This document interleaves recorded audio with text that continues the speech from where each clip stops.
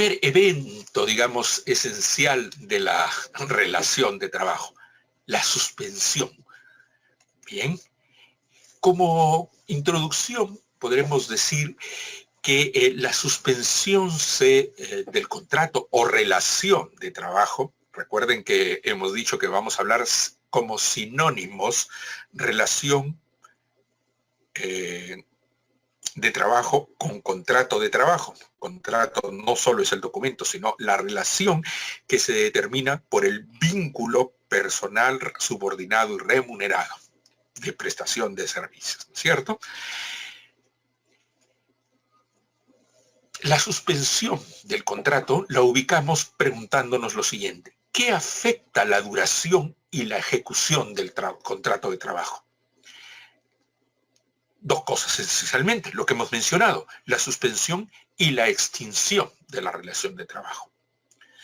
Tomando como marco lo que ya hemos desarrollado en las clases anteriores, que lo podemos resumir diciendo esto: si bien el contrato de trabajo es de ejecución continuada en el tiempo, cabe la posibilidad que por determinadas circunstancias, de lo más variadas estas, se suspende el cumplimiento de las obligaciones del empleador y del trabajador, o ambas. Estas causas pueden estar estipuladas en la ley, en un convenio colectivo, en el reglamento interno de trabajo, en el contrato de trabajo en forma particular y unitaria, o cuando las partes lo decidan, o cuando se presenten determinadas situaciones objetivas, como veremos. En nuestra legislación, nuestro ordenamiento jurídico laboral, tanto en el régimen laboral privado como en el público, se regulan todas estas situaciones que dan lugar a la suspensión del contrato o relación de trabajo. Muy bien. Habiendo determinado este marco, podemos decir que la suspensión del contrato de trabajo consiste en que el contrato se suspende cuando cesa temporalmente. Miren qué interesante, es un cese, no un fin, no es decir, no es una conclusión definitiva, es un cese temporal. Cese temporal de la obligación del trabajador de prestar sus servicios por causales previamente estipuladas en la ley, en convenio colectivo, reglamento interno de trabajo, o cuando las partes así lo decidan, pudiendo o no mantenerse el pago de la retribución sin que desaparezca el vínculo laboral. Entonces, ¿qué podemos concluir de este concepto? Primero, de que es un cese de carácter temporal. ¿De qué? ¿En qué consiste ese cese temporal que implica la suspensión de la relación de trabajo? De la obligación del trabajador de prestar los servicios. Y eso puede tener como efecto también el cese temporal, es decir, la suspensión temporal de la contraprestación por parte del empleador de pagar o no la remuneración. Y las causales o el motivo o el origen de esa suspensión puede estar establecido en la norma legal, en la norma autónoma, que es el convenio colectivo, en el reglamento interno de trabajo, que es una norma dada por el empleador bajo el sustento de su poder de dirección, o cuando las partes así lo decidan, mutuo acuerdo, ¿no? Ahora, esa es la definición de la suspensión, ¿no? Es el cese temporal de la obligación de prestar servicios por parte del trabajador, con o sin pago de retribución. Eso nos lleva a las consecuencias de ese cese temporal de prestar el servicio convenido. Dependiendo del tipo de suspensión, puede implicar que no se genere pago de remuneración.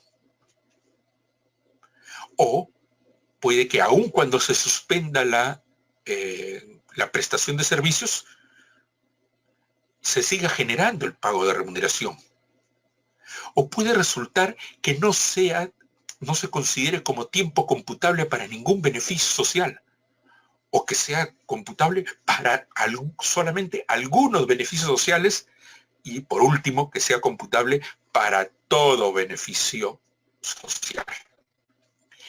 Entonces, el hecho principal es la suspensión de la obligación del trabajador de prestar los servicios convenidos.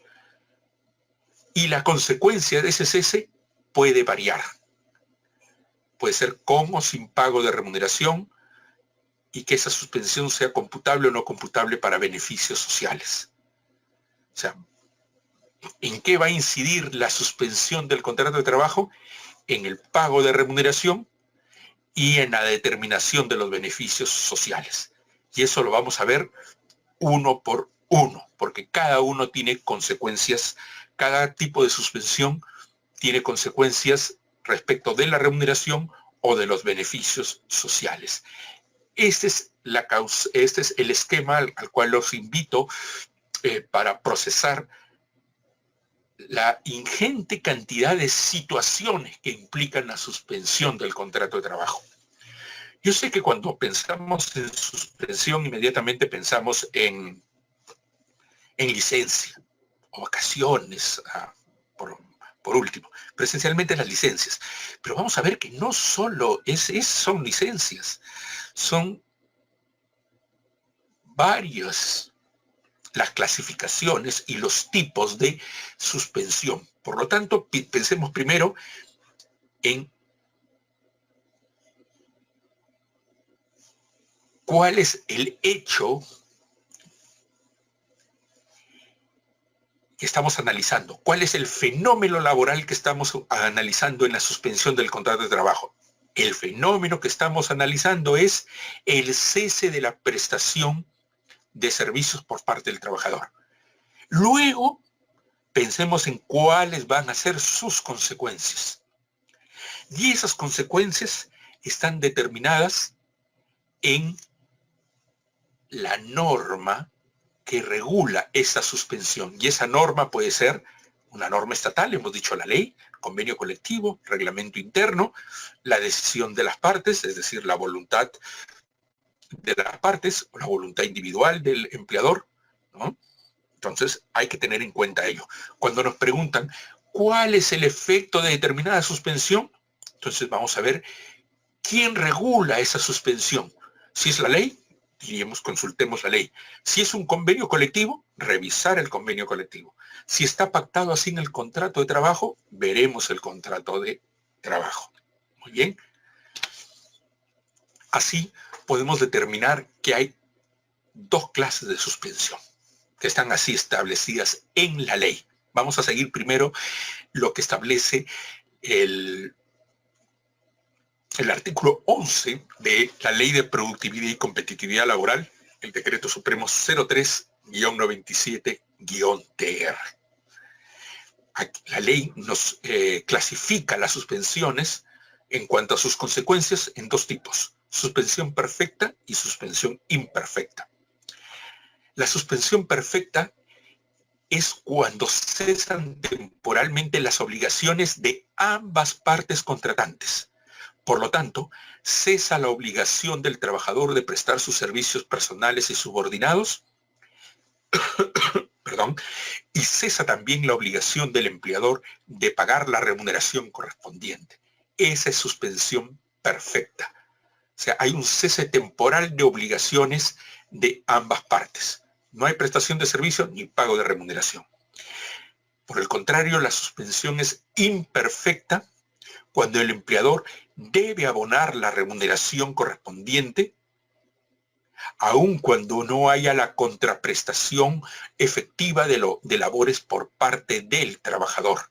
Es decir, cuando hay un cese de obligaciones de una sola de las partes y no de la otra.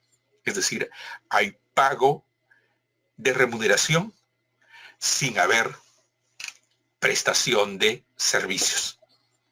Claro, aquí es bastante genérico lo que decimos. Hay cese de obligación solo de una de las partes y no de la otra. ¿Quiénes son ellas? Cesa la obligación del trabajador de prestar el servicio, pero se mantiene la obligación del pago de remuneración. ¿Podría ser al revés? ¿Prestación de servicios sin pago de remuneración? Ninguna. No hay. Ya lo había mencionado la vez pasada, la ley da una protección mayor a la remuneración que al origen de la remuneración, que es la prestación del servicio. El empleador, como veremos también en la extinción de la relación de trabajo, puede extinguir la relación de trabajo en forma unilateral, por ejemplo, a través de un despido justificado. Pero lo que no puede dejar es de pagar la remuneración si es que hubo la prestación de servicios. Por eso decimos que la contraprestación, la remuneración, tiene una protección mayor todavía.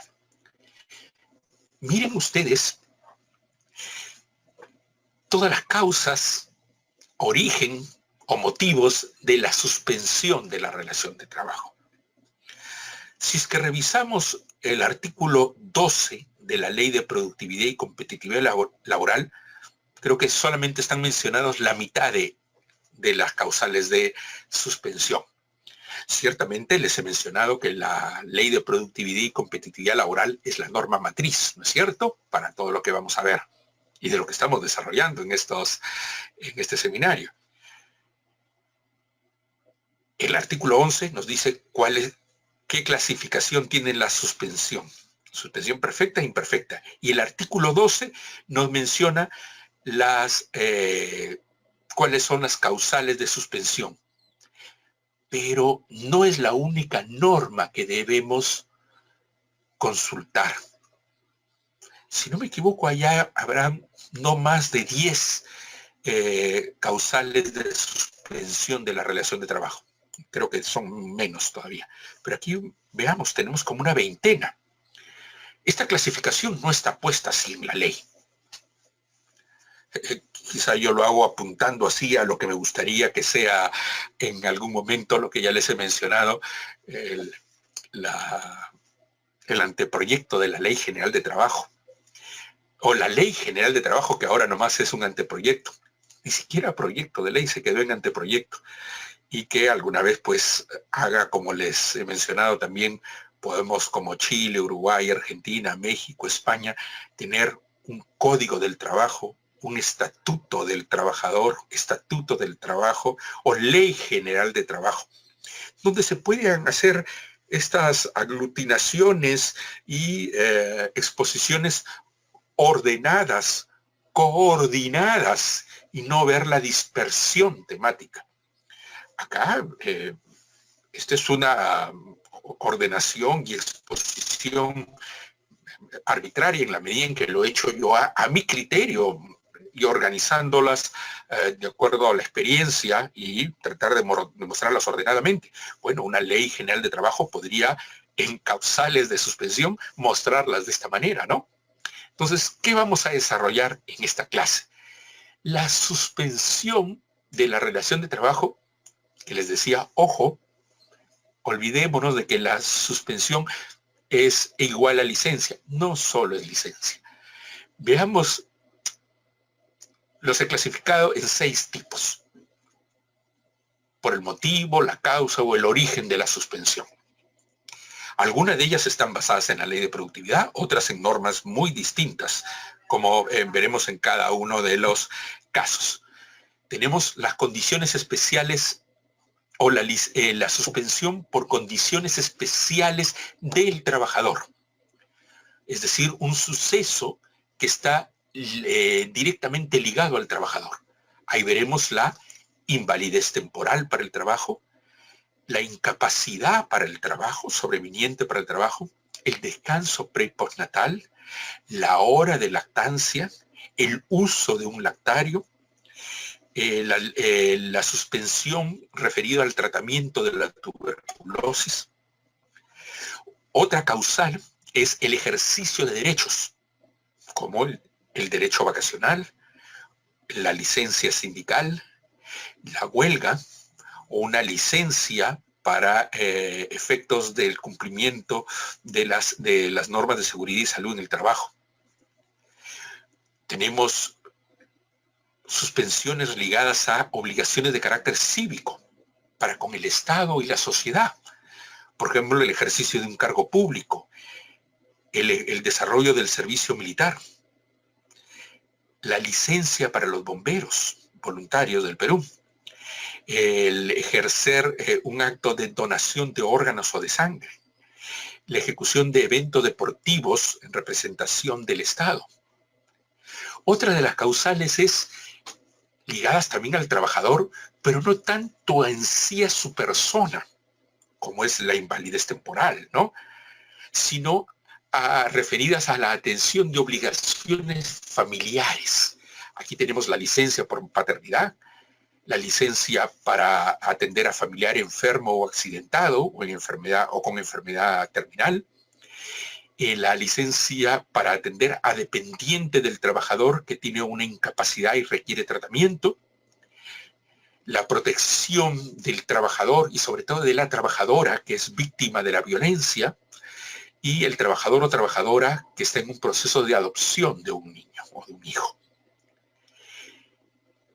Otros hechos relacionados también con el trabajador, pero no tanto en cuanto a ejercicio de derechos o personales o familiares, sino hechos relacionados con circunstancias personales del trabajador, como una sanción disciplinaria, la detención legal del trabajador, la inhabilitación administrativa del trabajador o los permisos que el trabajador obtenga de su empleador.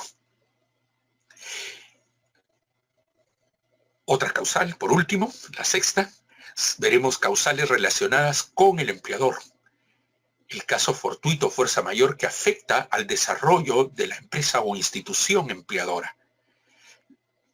Veremos también los periodos de veda en actividades extractivas, el proceso de cese colectivo, los procesos de cierre del local por infracción tributaria o infracción de derechos de protección al consumidor o de la comisión de delitos aduaneros, que son motivos relacionados con el empleador y que implican la suspensión de la prestación de servicios. Bien, entonces recordemos este esquema dividido en 6 grandes tipos y los cuales veremos a continuación.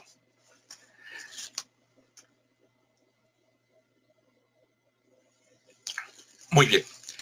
Las suspensiones por condiciones especiales del trabajador. El primero de ellos, la invalidez temporal.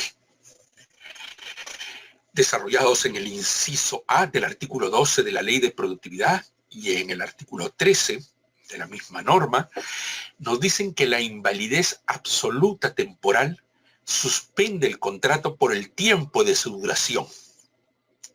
En cambio, la invalidez parcial temporal solo suspende si impide el desempeño normal de labores. Aquí tiene que ver con el grado de la invalidez. Si es absoluta, hay una cesación total de labores. Si es parcial, se tiene que determinar si es que impide el desempeño normal de labores. Ahora, esta invalidez, siempre temporal, pero que puede ser absoluta o parcial, deberá ser declarada así por el ESALU, el Ministerio de Salud o la Junta de Médicos designado por el Colegio Médico del Perú a solicitud del empleador. Ahora veamos cuando tenemos la suspensión temporal por enfermedad o accidente comprobados, que implica también una incapacidad temporal. Bien, ahora aquí se puede hablar de enfermedad común o enfermedad de trabajo o accidente común o accidente de trabajo. Para efecto de lo que vamos a ver a continuación, no importa el origen si es laboral o extralaboral. Tenemos primero el caso de enfermedad. El asegurado, obligatorio o facultativo, nos dice las normas del ESALU, que cuente con 3 aportaciones mensuales consecutivas o 4 aportaciones mensuales no consecutivas en el curso de los 6 meses anteriores al mes en que se inicie la enfermedad o la incapacidad, tiene derecho a recibir un subsidio.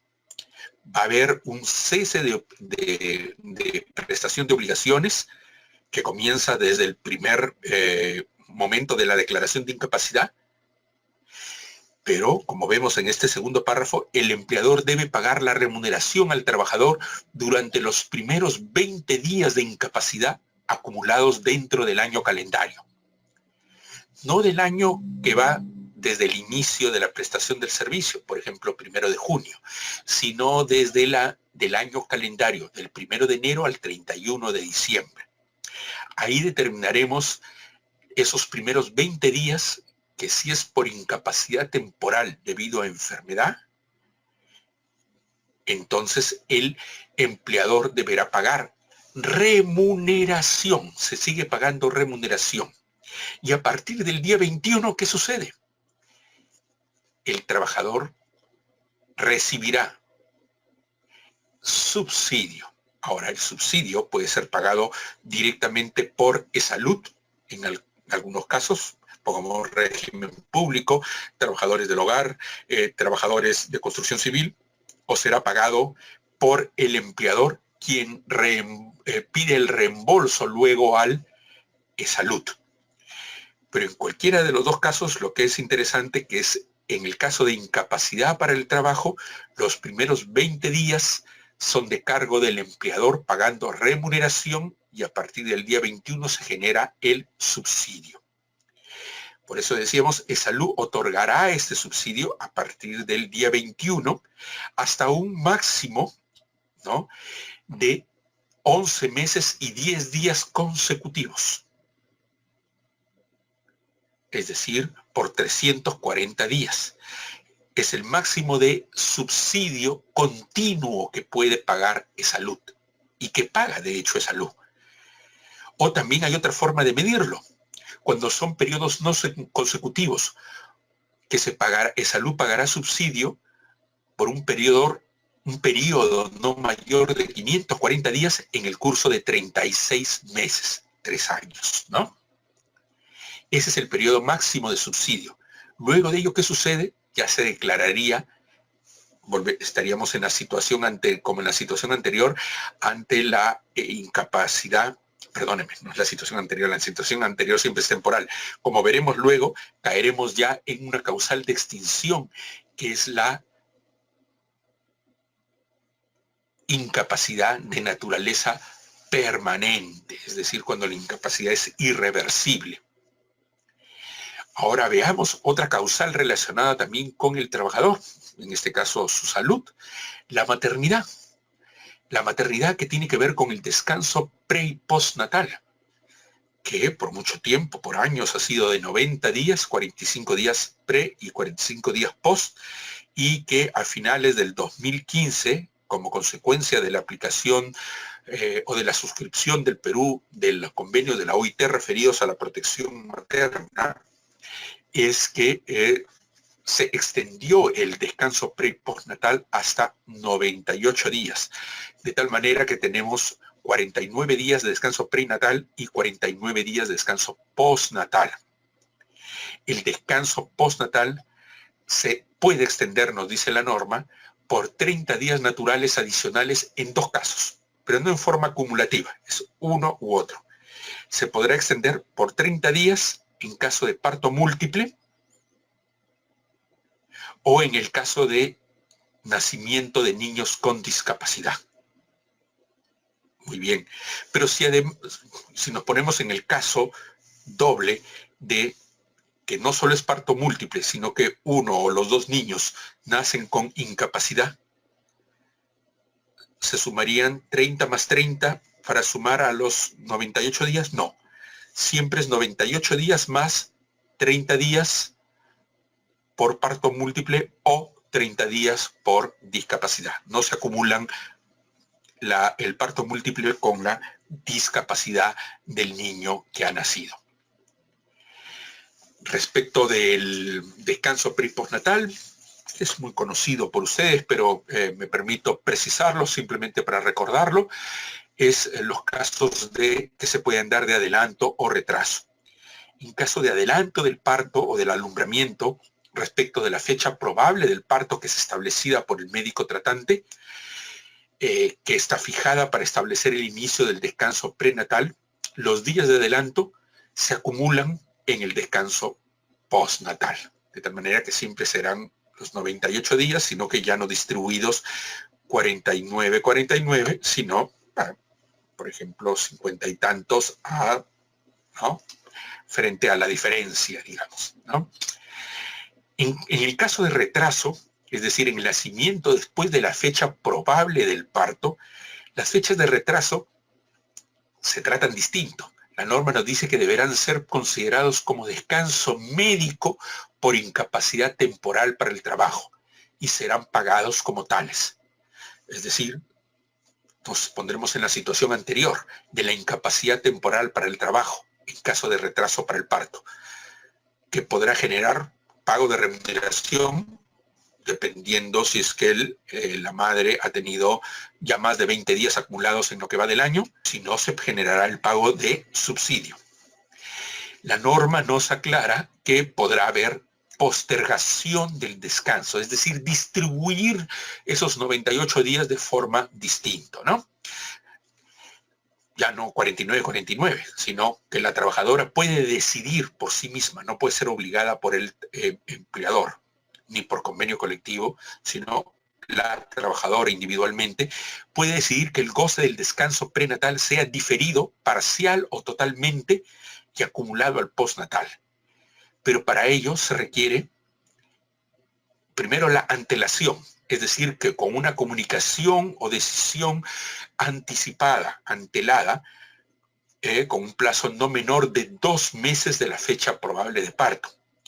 Y además, un segundo requisito es que se adjunte el informe médico que certifique que dicha postergación no afectará la salud de la madre ni del concebido.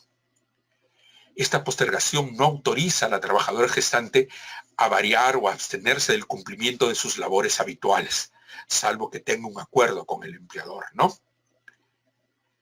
Además, esta decisión de postergación del prenatal en el postnatal no requiere de aceptación ni aprobación del empleador.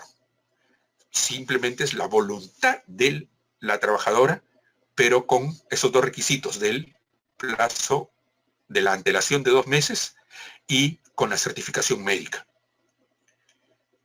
No requiere de aceptación ni aprobación por parte del empleador. Ligado al descanso pre y postnatal es el derecho que tiene la trabajadora que puede solicitar que después del goce del descanso pre y postnatal, inmediatamente gozar del descanso vacacional por récord cumplido y vencido pendiente de goce. Es decir, las vacaciones que están pendientes de goce. Recordemos que esta es una excepción a la norma, porque la oportunidad de la determinación o la oportunidad de goce del descanso vacacional, ¿cómo se establece? Según el decreto legislativo 713, dice de común acuerdo de las partes. A falta de acuerdo, ¿quién decide? El empleador. Salvo este caso particular, en que aquí no decide ni de común acuerdo a las partes, ni el empleador a falta de acuerdo. Decide por sí misma la trabajadora a su propia conveniencia e interés que si tiene vacaciones ganadas y pendientes de goce, las goce inmediatamente después de terminado el descanso postnatal. El único requisito que se pide es siempre y cuando comunique tal decisión al empleador con una anticipación no menor de 15 días calendario al inicio del goce del descanso vacacional.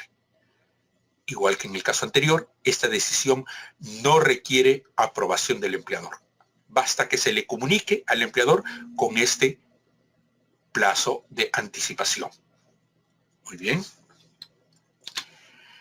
Ahora, también siguiendo con los derechos de la madre trabajadora, tenemos el ejercicio de la hora de lactancia. La hora de lactancia. Aquí es una interrupción no continuada como el descanso pre y postnatal, en que dejamos de laborar todo o la madre deja de trabajar todo un periodo. sino que dentro de la jornada de trabajo, esta se acorta. Digamos que hay una suspensión o un acortamiento de la jornada. De tal manera que la madre trabajadora, al término del descanso pre y postnatal, tiene derecho a 1 hora de permiso por lactancia materna hasta que su niño tenga 1 año de edad. 1 año de edad. No es que sea por 1 año. Muchas veces he visto casos en que se exige indebidamente por parte del trabajador o sus representantes sindicales que nos dicen, leen 1 año y dicen, el derecho es por 1 año. No es que sea por un año, sino que hasta que el niño tenga 1 año de edad. Los primeros meses del niño, la madre trabajadora no está trabajando porque está en descanso postnatal. Inclusive se ha podido acumular prenatal con postnatal más vacaciones, de tal manera que la hora de lactancia va a ser bien corta, el periodo de goce de lactancia se acorta. ¿Por qué? Porque el sentido es que iniciada ya la prestación de servicios, la jornada de la madre trabajadora se acorte para que pueda atender las necesidades del niño en cuanto a la lactancia, siguiendo no solo lo que es un criterio común y que podría estar, estamos relevados de explicar, pero les recuerdo que además de la OIT y además de estas normas de la hora de lactancia, la Organización Mundial de la Salud recomienda la lactancia materna no solo como un medio ideal de nutrir al recién nacido, sino como un medio idóneo para establecer el más sano nexo emotivo, más que emotivo, de sensibilidad, de acercamiento psicológico entre el niño y la madre. De tal manera que la lactancia no solo es concebida hoy día como un derecho o un hecho que tenga que ver con la nutrición del niño, sino con la salud integral del niño, que implica su salud también psicológica, o digamos, de incorporación a la familia y al nexo que tenga con la madre, ¿no? Por eso es que es muy importante. Tan importante es que la ley ha establecido en forma obligatoria, siendo un derecho de carácter irrenunciable, incompensable e insustituible. Es decir, no puede ser vendido, no puede ser comprado por la empresa, ni sustituido por otro tipo de derecho. En que, decíamos, ¿cuál es este derecho? 1 hora que se puede dar al inicio de las labores, al final de las labores, es decir, al inicio del horario, al término del horario, o por conveniencia de las partes, a la mitad, por ejemplo, a la hora del refrigerio. E inclusive la norma da cierta flexibilidad que da a las partes la posibilidad que determinen cómo se va a ejercer este derecho, ¿no? Que se puede ejercer al inicio o al final o en forma partida, ¿no? Lo que aclara también la norma es que en el caso de parto múltiple, el permiso se incrementará en 1 hora más al día. La madre que tiene mellizos o trillizos, o los casos ya más excepcionales de cuatrillizos y más de parto múltiple, será 1 hora más, no por cada hijo, en general, 1 hora más. Por parto múltiple, es decir, a partir de mellizos o gemelos o trillizos, cuatrillizos, etcétera, será 1 hora más al día, ¿no? Y recordemos que Las partes pueden establecer cómo se va a gozar, al inicio o al final, o en forma fraccionada. Eso es lo máximo que permite la ley a la voluntad de las partes, que puedan determinar el fraccionarlo, o el goce al inicio, o el goce al final. Lo que no permite es sustituir por otro derecho,